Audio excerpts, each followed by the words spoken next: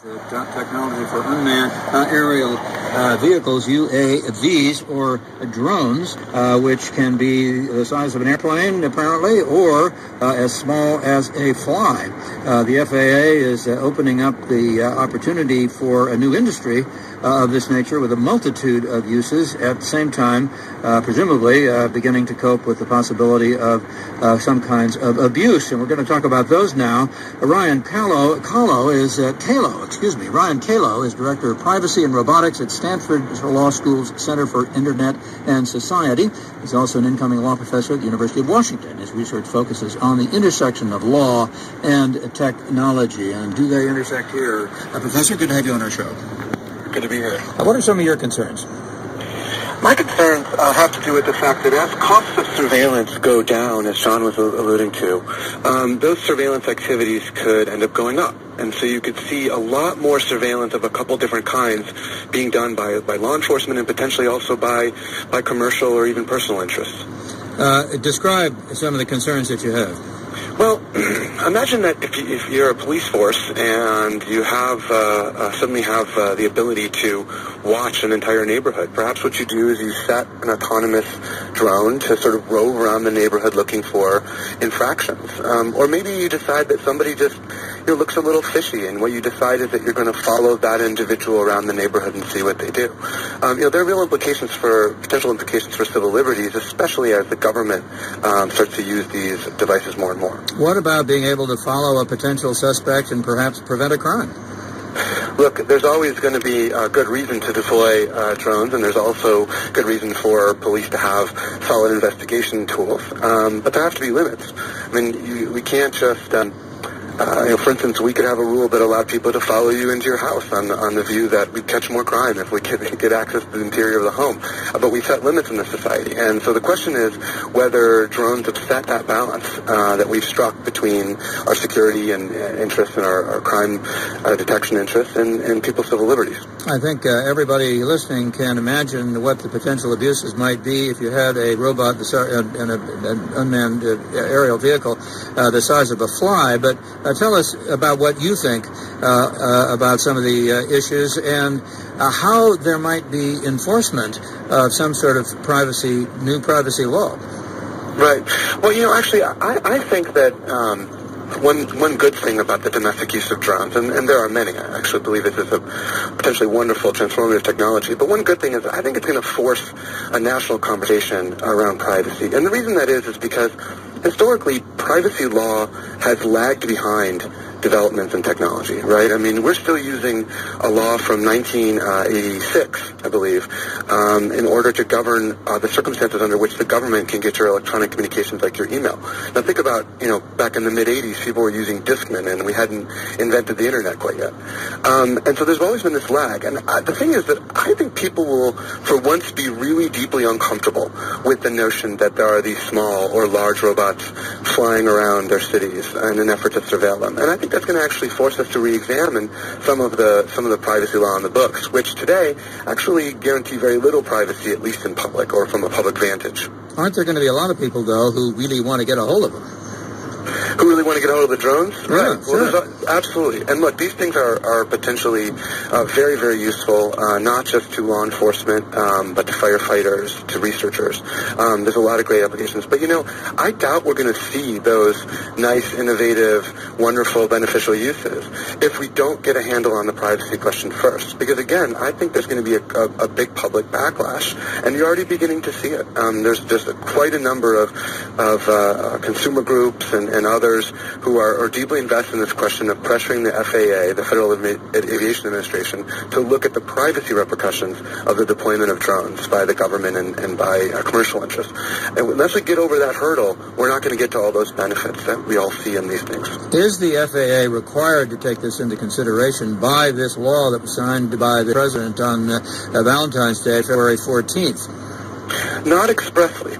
So the mandate is that they could develop a comprehensive plan to integrate non-government drones into the national airspace. And the things that they're going to be thinking about are whether drones can perform safely, without hazard to the public or without compromising national security. That said, I don't see why the Federal Aviation Administration couldn't consider the privacy ramifications as well. My concern is if they don't consider it, if that agency doesn't look at it, who will? Then we're left basically to the courts and perhaps to state law to place any limits on drone technology. Ryan Kalo, now at Stanford, soon to be at the University of Washington. Let's talk to somebody who is in fact employing drones for law enforcement purposes. Benjamin Miller is the Unmanned Aircraft Program Manager for Mesa County, the Sheriff's Office in Colorado. Benjamin Miller, it's good to have you on our program. That's good to be here. Thanks for having me. Indeed. Tell us what sort of drones you have and what you do with them. Well, let me paint just a quick picture here for you. We operate small electric-powered. One is a quad rotor, like Chris had mentioned before, and the other one is a fixed-wing aircraft, so an airplane. All of it fits in the back of a patrol car, and we give training to a specific patrol deputy, and then we give them the equipment, and as they patrol, if they see the need to launch an aircraft to aid in one of their operations, they make the call to put that up. What sorts of operations have they been most helpful for? The operations that we've done in the past, our program is about 4 years old now, and really operationally for about 2 years after we've overcome many of the significant restrictions that the FAA has in place. In the last 2 years, as far as missions that we've flown, Stiven is aerial photography of crime scenes. We can fly a 12 megapixel still camera and take photos from the air. We can crime scenes with those photos and reconstruct crime scenes. We've done some work with our local fire department and arson investigations and helping them look for hot spots in fires that they've had. We've done search and rescue missions for lost individuals. We've chased a couple of bad guys. We had an instance where an individual had attacked another with a knife and then ran off into the bushes, and so we put the system up as our SWAT team moved through the bushes looking for bad guy. We had that aerial perspective up above, giving some overwatch and providing a greater level of safety for our officers. Is there any problem introducing the evidence you gather that way in court? Have you had any problems with that? No, we haven't.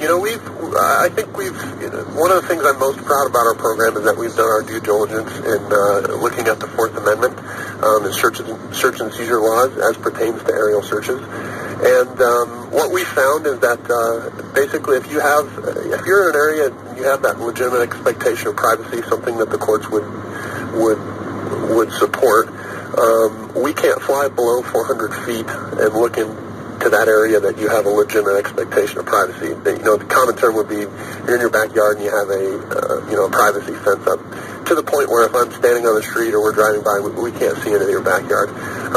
If we fly below 400 feet, the court's pretty much, based on some case law that's out there and has been developed over time based on the use of police helicopters, with police officers in the helicopters.